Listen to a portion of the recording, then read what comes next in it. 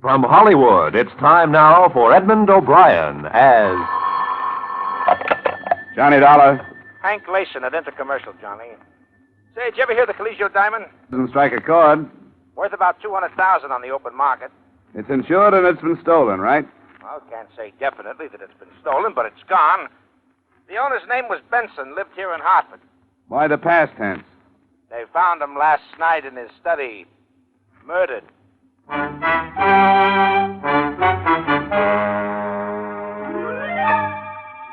Edmund O'Brien in another transcribed adventure of the man with the action-packed expense account. America's fabulous freelance insurance investigator. Yours truly, Johnny Dollar.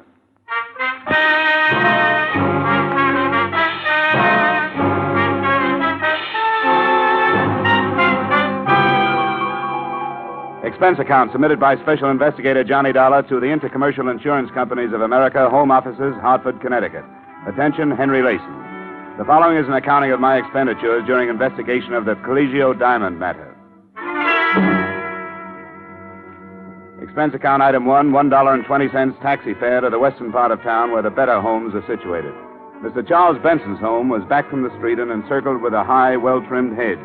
The black wreath was already on the door. A young lady, very pretty in a black dress, received me in the study. You're Mr. Dollar? That's right. Mr. Layson phoned and said you were on your way. I hate about a matter like this right now. Miss Benson, is it? Yes. It's quite all right. Maybe if I go over it all again, it'll help me realize that it's happened. That Dad's gone. It's still like a bad dream. The beginning was when Dad bought the Caligio diamond. When was that? About 3 years ago in Italy. He bought it from a diamond trader who'd just come into Florence from South Africa. Your father had interest there? No, he was just a tourist. He'd heard about this diamond from a friend of his, a collector. Seems the diamond had belonged to a minor official to the Medicis, a man named Caligio. It was given to him in return for a favor. Since then, it's passed from hand to hand until Dad bought it. What did he pay for it, do you know? About $200,000, or the Italian equivalent at that time in lira. But, Mr. Dollar, the diamond has a strange history. Now, don't tell me there's a curse on it. No, nothing like that. But I guess it amounts to the same thing. Everyone who's owned the diamond has died with it in his possession. Died violently. There's nothing particularly mysterious about that. Anything worth as much as that piece of glass is worth killing for. Say, who's living with you here now? My mother. Just the two of us. You have no idea how hard it's been for her, Mr. Dollar. She's hardly been out of her room since Dad died. Can you tell me about last night, Miss Benson? Well, I was out with Bob, I can say. We were out till about 3. Dad was home alone. He had a habit of reading very late. In this room, as a matter of fact. The light in the study was on when we came in. The only light on in the house. Bob and I went in.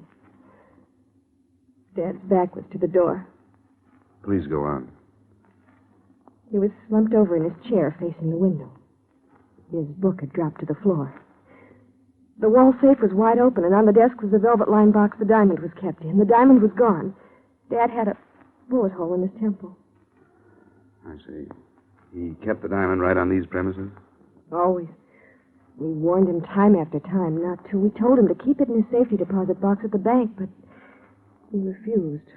Always said that a diamond wasn't worth having unless you kept it in your possession and enjoyed it. Who knew about the diamond, Miss Benson? Oh, so many people. Family, of course. Myself, Bob. The papers were filled with the news when Dad came back with it from Italy. Well, I mean, who knew where it was? Who knew the combination of the safe? Nobody but Dad. And, of course, Mother. Oh, yes, and Mr. Corrigan. Who's Mr. Corrigan? Dad's lawyer. Dad kept the will in there and a few other papers that Mr. Corrigan would come and get every once in a while. Well, Corrigan came into the house and got papers out of your dad's safe any time he wanted to? Any time he wanted to. I think I'd better talk to Mr. Corrigan before I go any further. Now, Mr. Dollar, Mr. Corrigan wouldn't have stolen Probably not. But we'd better have a talk just the same. I'd like to have his address, please.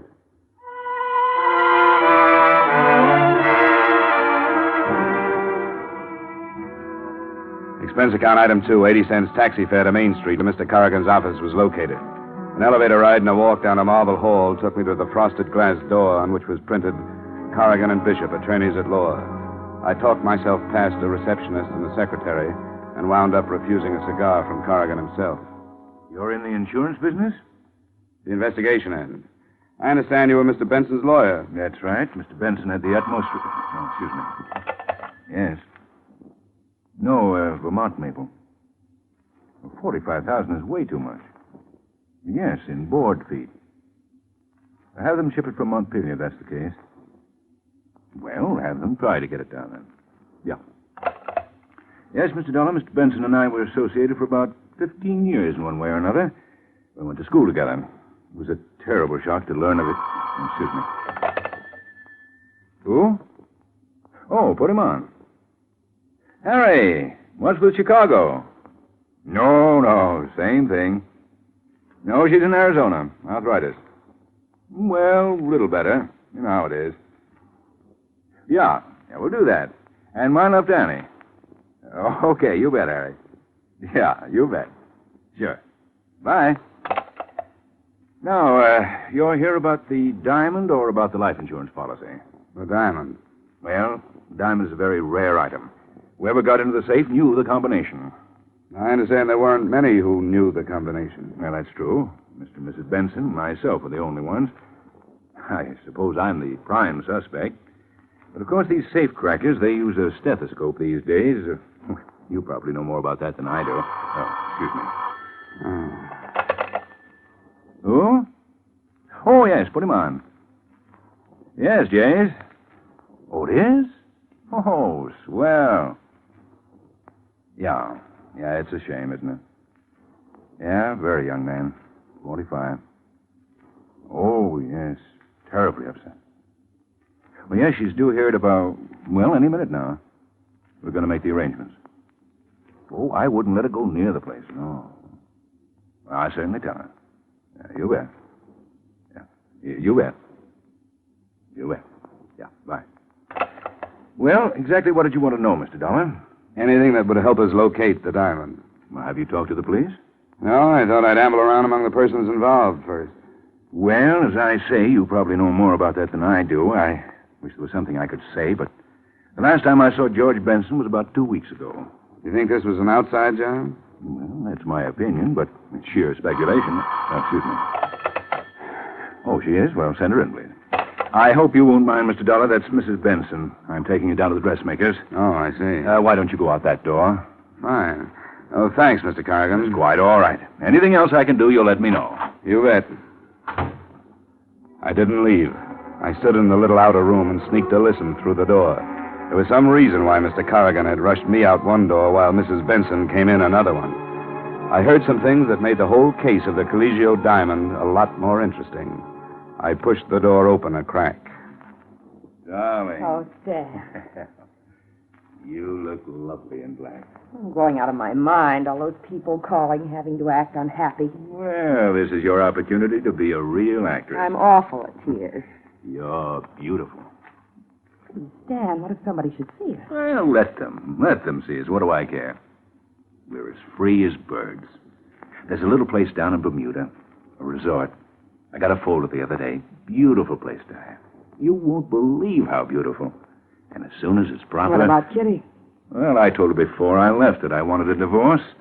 I told her, and she knows it. That's why she went to Arizona. To get away, to think things over. I didn't want to hurt her, but I wanted her to know. Darling, I can't believe it. It's too good to be true. But we've got to be careful. Ah. Very careful. Let's go. We'll be late. Darling, I love you.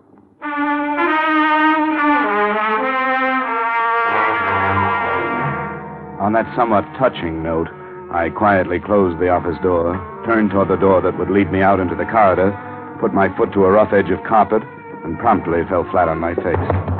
This brought Corrigan running. I thought you were gone, Mr. Dollar. I thought so, too. Do you consider it quite ethical listening at keyholes? Didn't you know? Investigation is just a very polite word for snooping, Mr. Corrigan. Who is it, Stan? He's an insurance investigator. You heard everything? Not everything, Mrs. Benson. Just enough to tell me that black is not your color. No, it isn't. I loathe black. Ditto your husband. I tolerated my husband, Mr. Dollar. You don't have to explain anything to him, darling. He's just an insurance man. The police might be interested to know about this little relationship. There are a number of angles here. Could be that you and Mrs. Benson killed Mr. Benson and removed the diamond to make the whole thing look like robbery. Yes, Mr. Dollar, it could be. I welcome any police investigation. Fine, I'll go right over. Wait. I don't think right now would be quite the opportune time. Guilty or not guilty, I have a reputation. In the light of that corny love scene you two just played, I can't imagine why. Mr. Dollar. Sorry. Well, what do we do? All stand around embarrassed? Let's have it. Why did I get the Rush Act out of your office? Well, that's simple, Mr. Dollar. I was afraid that Diane would give away our relationship. He's right. I'm not a very good actress. When did this thing start? Must you know everything? I think so. About 7 years ago. The wool you were pulling over Benson's eyes must be pretty worn by now. We did nothing to be ashamed of. I resent this. I resent the whole thing. I don't think I want to tell you anything more, Mr. Dollar. I don't blame you. And you know, it's all kind of dull anyway. I'll go to the police. They'll probably have something much more interesting. Don't worry, Corrigan. I'm not going to breathe a word of this unless I feel it necessary.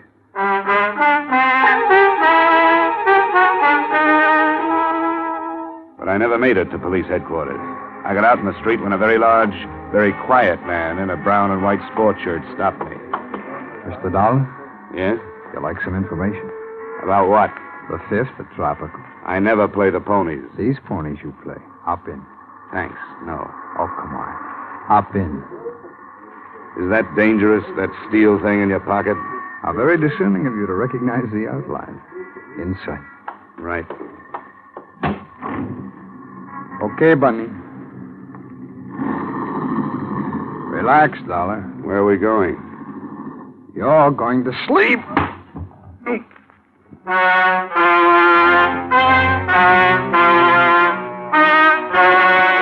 I awoke with a groan in my own apartment. Nobody was there, but nobody. As soon as I could focus my eyes, I tried to lift myself off the floor. After 5 tries, I managed to turn my head. What I saw made me want to go back to sleep again. The place was a mess. There wasn't 1 inch that hadn't been gone over with what must have been a tractor. Every drawer in the place had been turned upside down. The problem was reaching the phone. It was all of 10 feet away, but it might have been 10 miles. I started to crawl. About halfway to it, I grabbed hold of the cord. I pulled the phone toward me until I got my hands on the receiver. Hello? Hello, Johnny? Hello? Hello? Johnny? Yeah, Johnny. Johnny, you sound awful. Yeah, I can understand it. Well, what'd you find out about the Caligio diamond? You were right. About what? It's gone. Well, that's brilliant. Who took it? I don't know. Well, what are you doing to find out? Right now, I'm just lying around. Somebody gave me a tumble. Say, are you drunk? You better send a doctor. I think I'm going to pass out again. Johnny? Johnny? Hello? Johnny?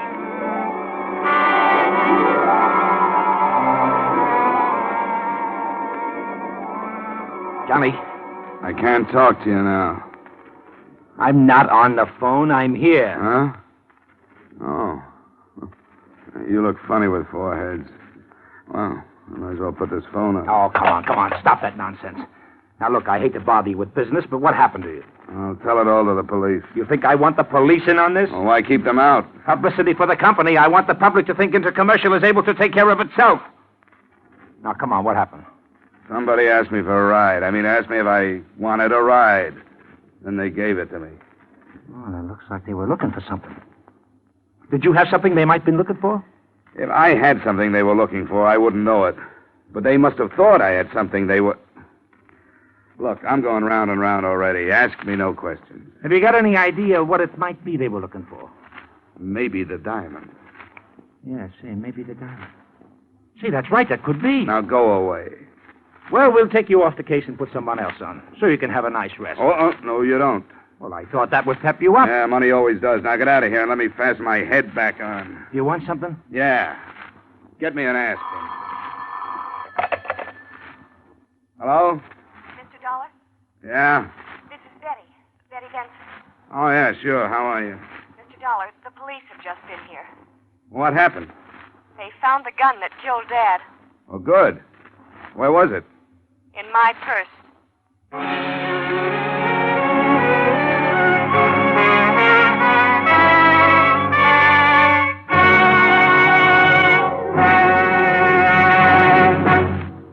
We will return to the second act of yours truly, Johnny Dollar, in just a moment.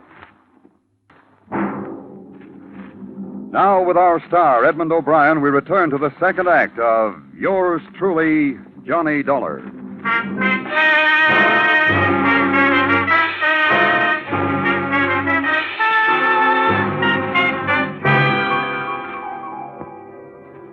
Expense account item 3, taxi fare again. $1.30 to the Hartford City Jail, where an old buddy of mine by the name of Lieutenant Parnell was quizzing Miss Benson with the nastiest bunch of leading questions I've ever heard.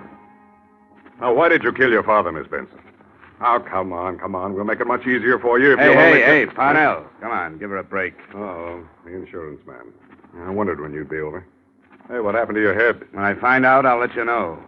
Don't let him talk you into a thing, Betty. Get a good lawyer. Well, for one thing, Corrigan is on his way over. For another, the best lawyer in the world couldn't do it any good. The gun had her prints all over it. Would I put a murder weapon in my purse with my fingerprints on it, Lieutenant? Now, would I? If you didn't have time to get rid of the gun, why not? You're getting woozy, Lieutenant. Why don't you take a break? They've got the Giants game on the radio out there. Why not go out and see how they're doing? No. I might miss something, Dolly. Maybe you can do better with it than I can. I'll just sit down over here and listen. All right, now, how's that? Fine. Okay, now, Betty. How did the gun get into your purse? I don't know, Mr. Dollar. The lieutenant was searching through my room and found this purse. And there it was. But I didn't carry that purse the night Dad was killed. I haven't used that purse in a long time. Somebody put the gun in there. Can you prove it? Well, no. Nobody saw you that evening, huh? Nobody but Bob. Bob, your boyfriend, huh? All right, now I've got the necessary papers. You leave her alone. Dollar, what are you doing here? I just came over to add to the confusion. Betty, are you all right? Hello, darling. I'm all right. Looks like Grand Central Station. Come on, Betty. We'll have you out of here in jig time. This is Bob Gorman, my fiancé, Mr. Dollar and Lieutenant Parnell. Oh, yeah. Yeah, that was nice. Like a Washington hostess. Now, let's try to wind this thing up.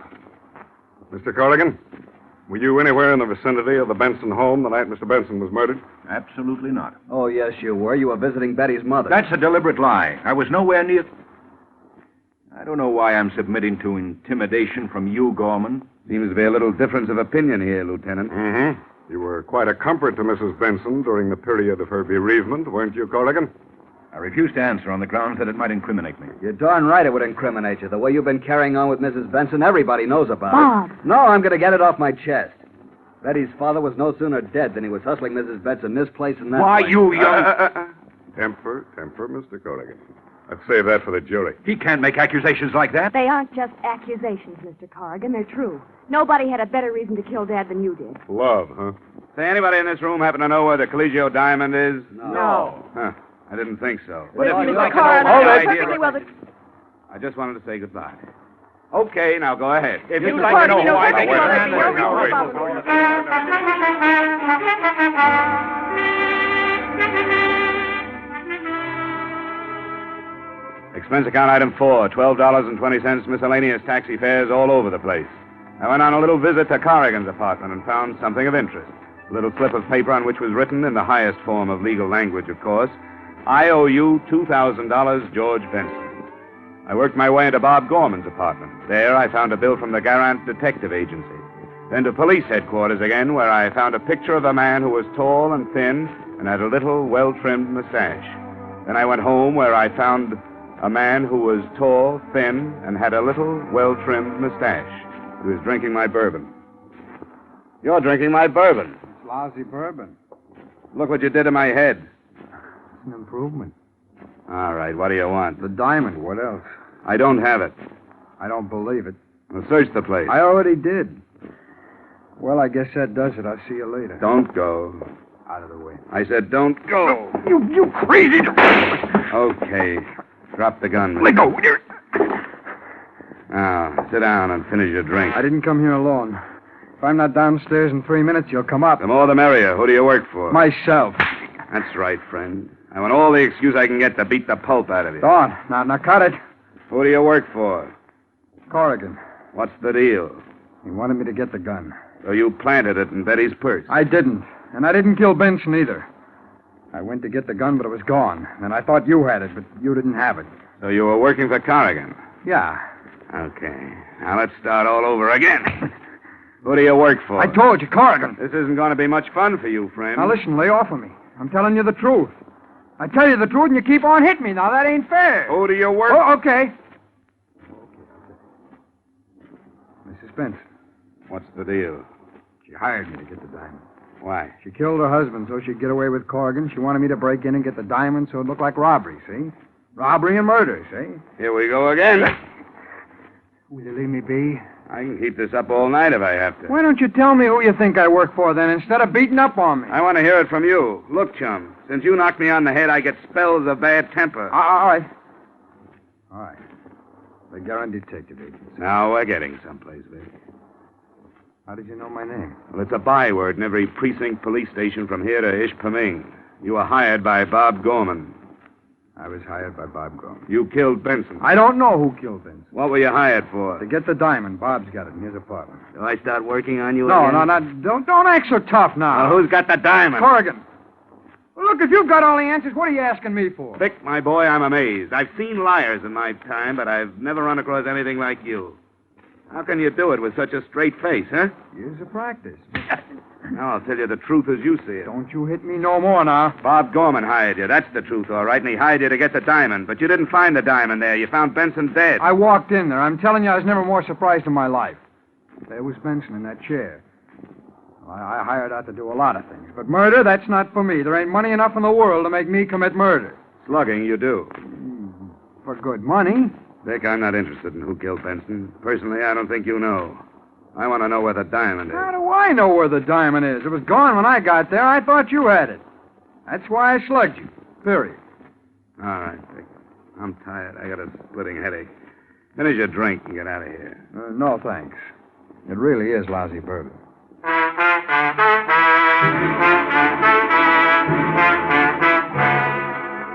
Things were as dark as ever. Vic was no help. I knew Bob hired him, but that was all I knew. The next stop seemed to me to be Bob himself. I called him and told him to come over. He was very accommodating. A half hour later, he was tapping gently at my door. Hello, Mr. Dollar. Come on in. Don't mind the dirty glass on the table there. I just got through entertaining one of your employees. One of my employees? I believe he said his name was Vic. Vic Hastings. I never heard of him. Come on, Bob. You can be yourself with me. Vic talked to me like a brother. I never heard of him. You may not be conscious of it, Bob, but you're in plenty of trouble. The police are looking for the diamond, and they're sure whoever has the diamond killed Mr. Benson. I'm just an insurance investigator. I have nothing to do with the police department. All right, Mr. Dollar. I did hire Vic Hastings. I sent him after the diamond. He thought I had it. Yes. When he found out you didn't, he came back and threatened me. He wanted money. I didn't have any, but I told him I'd give him a cut when I got it. Is this a regular business of yours, stealing diamonds? Look, Mr. Dollar, I didn't kill Mr. Benson. I didn't ask you that. I asked you about the diamond. I heard about the diamond when Mr. Benson bought it. I had to have it. I wasn't going to sell it, not then. I just wanted it. I crashed a party at the Benson house about 4 or 5 months ago. I met Betty, and I started to date her. That's as good a way as any. Oh, you've got it wrong, Mr. Dollar. Sure, I wanted to get at the diamond. That's why I started taking Betty out. But things are different. I love her. We want to get married. Very sweet. Only you didn't hire Vic to get the diamond 4 or 5 months ago, Gorman. So get that pleading look out of your eyes. You don't do a thing to me. You're not going to the police. Put it down, Gorman. Stay where you are. Don't try to follow me or I'll blow your head off. So long, Dollar.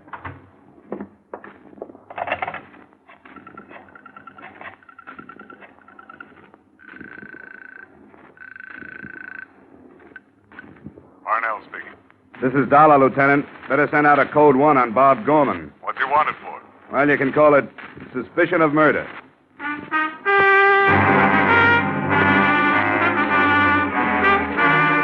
Expense account item 5, 120 taxi fare to the Benson home. I found Mrs. Benson in a sad state upstairs due to her husband's death and her daughter's incarceration.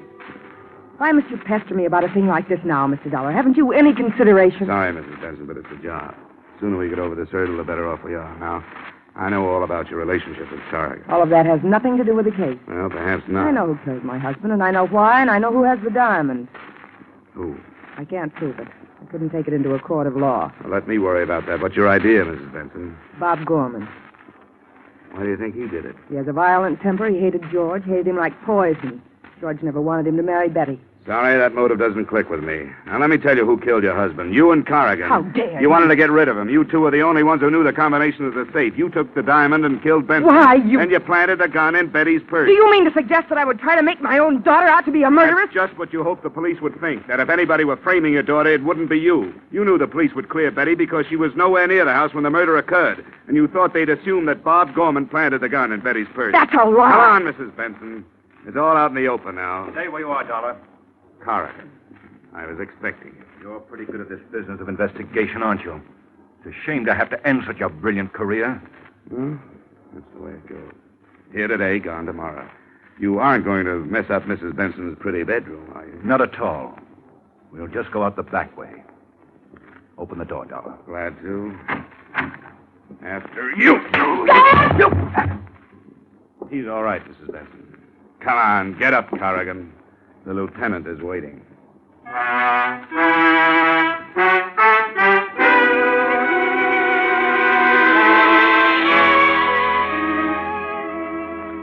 In case you should ask, how did you know, Mr. Dollar, that Corrigan and Mrs. Benson killed George Benson? The answer? I took a big guess. I told them my guess, and with the authority of an Illinois judge, they swallowed it and they confessed. To wind it all up, I might add the following. They got Bob Gorman. He's being sent up along with Vic Hastings. His police record makes Vic's look like a bad report card, which means Betty is going to have to look for a new boyfriend. The insurance company has saved a good deal of money. Everybody bad goes to the penitentiary. Everybody good stays free, which proves that bluff is better than logic. This time, anyway. Expense account item 6, doctor bill and miscellany for my sore head amounting to $25. Expense account total, $65.34. And that's pretty cheap. Yours truly, Johnny Dollar.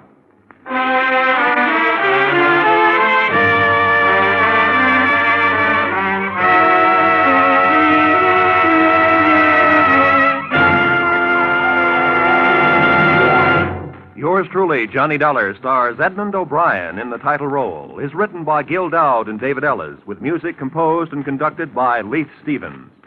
Featured in our cast this evening were Wally Mayer, Jane Webb, Bill Johnstone, Virginia Gregg, Stacey Harris, Bill Boucher, and Harry Bartell. Yours truly, Johnny Dollar, is produced and directed by Jaime Del Valle.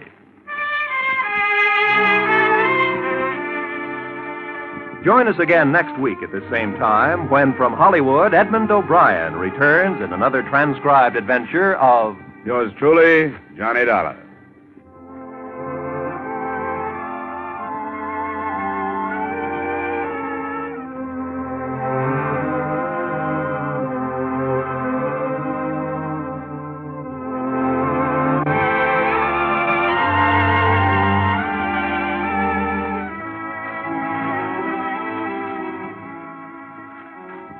This is CBS, the Columbia Broadcasting System.